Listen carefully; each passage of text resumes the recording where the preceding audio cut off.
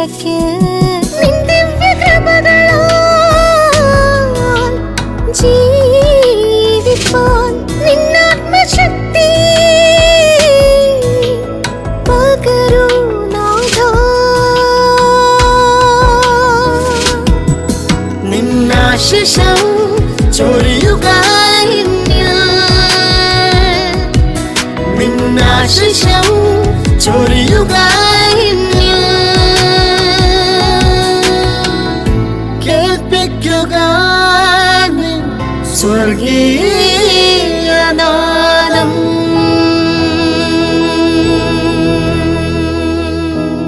സ്വർഗീയനാദം ശ്രവിക്കുന്ന എല്ലാ മാന്യ സ്നേഹിതർക്കും പ്രഭാത വന്ദനങ്ങൾ അറിയിക്കുന്നു. ഈ പുതിയ ദിവസത്തിൽ ഉണർന്നെഴുന്നേൽപ്പാൻ ദൈവം നമ്മെ ഇടയാക്കിയതിന് ദൈവത്തിന് നന്ദി പറയാം. ഇന്നത്തെ ദിവസം എല്ലാവർക്കും അനുഗ്രഹമാകട്ടെ എന്ന് ആശംസിക്കുന്നു. കമ്പ്യൂട്ടറിൻ്റെ കണ്ടുപിടുത്തം ലോകത്തെ ആകമാനം മാറ്റിമറിച്ചതായൊരു കണ്ടുപിടുത്തമാണ്. ചാൾസ് ബാബേജ് എന്ന് പറയുന്ന ശാസ്ത്രജ്ഞനാണ് ആദ്യമായി കമ്പ്യൂട്ടർ കണ്ടുപിടിച്ചത്. അത് 1822 എന്ന് ചരിത്രം പറയുന്നു.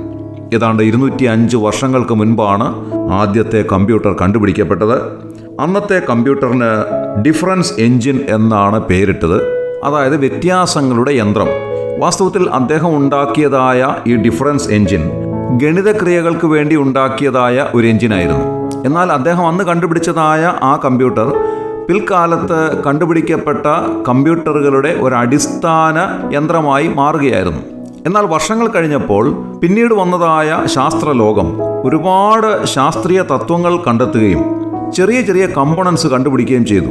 ഇലക്ട്രിക്കൽ കമ്പോണൻസ്, അതുപോലെ തന്നെ ഇലക്ട്രോണിക് കമ്പോണൻസ്, ഇവയെല്ലാം കണ്ടുപിടിക്കപ്പെട്ടു. മൈക്രോചിപ്പ് പോലെയുള്ള ഒരുപാട് ആധുനിക സങ്കേതങ്ങൾ കണ്ടെത്തുകയുണ്ടായി. ഇതിൻ്റെയൊക്കെ അനുസരണമായി ഏറ്റവും ലേറ്റസ്റ്റ് ആയിട്ടുള്ള കമ്പ്യൂട്ടറുകൾ അത്ഭുതാവഹമായ നേട്ടങ്ങൾ കണ്ടെത്തിയിട്ടുള്ള കമ്പ്യൂട്ടറുകൾ തന്നെയാണ്. വാസ്തവത്തിൽ കമ്പ്യൂട്ടറുകളിൽ ഉപയോഗിക്കുന്നതായ അടിസ്ഥാന ഭാഷ എന്ന് പറയുന്നത് സീറോസ് ആൻഡ് വൺസ് ആണ്, അതായത് പൂജ്യങ്ങളും ഒന്നുകളുമാണ്.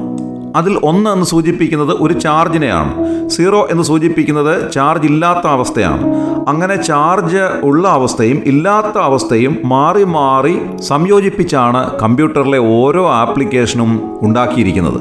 ആധുനിക ലോകത്ത് കമ്പ്യൂട്ടറുകളില്ലാതെ യാതൊരു കാര്യവും നടക്കുകയില്ല എന്നുള്ളത് നമുക്ക് ബോധ്യപ്പെട്ടിരിക്കുന്നതായ ഒരു കാര്യമാണ്.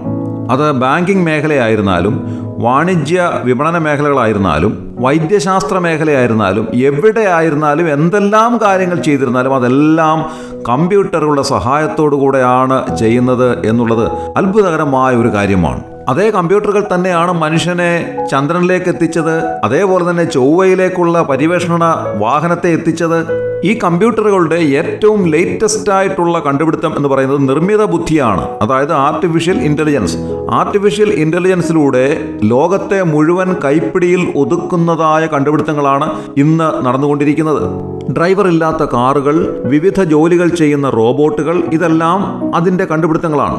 അമേരിക്കയിലെ മിക്ക സ്ഥാപനങ്ങളിലേക്കും നാം ഫോൺ ചെയ്യുമ്പോൾ ഈ ഫോൺ കോൾ അറ്റൻഡ് ചെയ്യുന്നതും നമ്മോട് സംസാരിച്ച് നമ്മുടെ കയ്യിലുള്ള വിവരങ്ങൾ ശേഖരിക്കുന്നതും ആവശ്യം എന്താണെന്ന് അറിയുന്നതും എല്ലാം ആർട്ടിഫിഷ്യൽ ഇൻ്റലിജൻസ് ബേസ് ചെയ്തിട്ടുള്ള കമ്പ്യൂട്ടറുകളാണ്. ആസന്ന ഭാവിയിൽ ഡോക്ടേഴ്സിൻ്റെ ആവശ്യമില്ലാതെ വണ്ണം ആർട്ടിഫിഷ്യൽ ഇൻ്റലിജൻസിൽ പ്രവർത്തിക്കുന്ന ഡോക്ടർ റോബോട്ടുകൾ വളരെ കൃത്യതയോടുകൂടെ രോഗനിർണയം നടത്തുകയും വളരെ കൃത്യമായ മരുന്നുകൾ നിർദ്ദേശിക്കുകയും ചെയ്യുന്നൊരു കാലം ഏറ്റവും അടുത്തിരിക്കുന്നു. ഇപ്പോൾ തന്നെ റോബോട്ടിക് സർജറി മിക്ക ആശുപത്രികളും ചെയ്തു വരുന്നതായ ഒരു സങ്കേതമാണ്. അതായത് ഓപ്പറേഷൻ ടേബിളിനടുത്ത് നിൽക്കുന്നത് ഡോക്ടർക്ക് പകരം ഒരു റോബോട്ടാണ്. ഡോക്ടർ ഇരിക്കുന്നത് വളരെ വിദൂരതയിലാണ്. അവിടെ ഇരുന്നു കൊണ്ട് ഡോക്ടർ നൽകുന്ന നിർദ്ദേശമനുസരിച്ച് സ്വാഭാവികമായി സംഭവിക്കാവുന്ന കൈവിറയലില്ലാതെ സർജറി ചെയ്യുന്നത് ഡോക്ടേഴ്സ് അല്ല, റോബോട്ടുകളാണ്. ഇങ്ങനെ ശാസ്ത്രലോകത്തിന് വളരെ വലിയ വ്യതിയാനങ്ങൾ വളരെ പെട്ടെന്ന് സംഭവിച്ചുകൊണ്ടിരിക്കുന്നു. കഴിഞ്ഞ നൂറ്റാണ്ടിൽ ഉണ്ടായിട്ടുള്ളതിനേക്കാൾ വളരെ ത്വരിതഗതിയിലുള്ള വ്യതിയാനങ്ങളാണ് ഈ നൂറ്റാണ്ടിൽ സംഭവിക്കുന്നത്. അതുകൊണ്ട് ഐൻസ്റ്റീൻ കണക്ക് കൂട്ടി പറയുകയാണ് 2060 ലോകമെല്ലാം അവസാനിക്കും. കാരണം ഊർജത്തിൻ്റെ ഗതിവിഗതികൾ നോക്കുമ്പോൾ 2060 കൊണ്ട് എല്ലാം അവസാനിക്കുമെന്ന് അദ്ദേഹം വിധി എഴുതിയിരിക്കുന്നു. ഇതെന്തായിരുന്നാലും ഒരു കാര്യം വളരെ വ്യക്തമാണ്. വിശുദ്ധ ബൈബിൾ പറഞ്ഞിരിക്കുന്ന ഓരോ കാര്യങ്ങളും അതാത് സമയങ്ങളിൽ നിറവേറിയിരിക്കുന്നു. ഓരോ പ്രവചനങ്ങളും വളരെ കൃത്യമായി ചരിത്രത്തിൽ നിറവേറിയിരിക്കുന്നു. അങ്ങനെയെങ്കിൽ അടുത്ത പ്രവചനം കർത്താവായ യേശുക്രിസ്തുവിന്റെ മടങ്ങിവരവാണ്. 2000 വർഷങ്ങൾക്ക് മുൻപ് അവിടുന്ന് ഈ ലോകത്തിലേക്ക് ഒരു മനുഷ്യനായി ജനിച്ചു വീണു. 33 തിരുവയസ്സിൽ കാൽവറി ക്രൂശിൽ സകല മനുഷ്യവർഗത്തിന്റെയും പാപത്തിനു വേണ്ടി അവിടുന്ന് യാഗമായി അർപ്പിക്കപ്പെട്ടു. അവിടുന്ന് മരിച്ചു, അടക്കപ്പെട്ടു, 3-ാം നാൾ ഉയർത്തെഴുന്നേറ്റു, സ്വർഗത്തിലേക്ക് കരേറിപ്പോയി. തന്നിൽ വിശ്വസിക്കുന്ന ശുദ്ധിമാന്മാരെ ചേർക്കുവാൻ അവിടുന്ന് വീണ്ടും വരുന്നു. അവിടുത്തെ വരവിങ്കൽ ക്രിസ്തുവിൽ മരിച്ചവർ മുൻപേ ഉയർത്തെഴുന്നേൽക്കും. ജീവനോടെ ശേഷിക്കുന്ന ദൈവമക്കൾ രൂപാന്തര ശരീരികളായി അവരോടൊപ്പം കർത്താവിനെ എതിരേൽക്കാൻ മേഘങ്ങളിൽ എടുക്കപ്പെടും. ഇങ്ങനെ ദൈവമക്കൾ നിത്യത മുഴുവനും കർത്താവിനോട് കൂടെയിരിക്കും.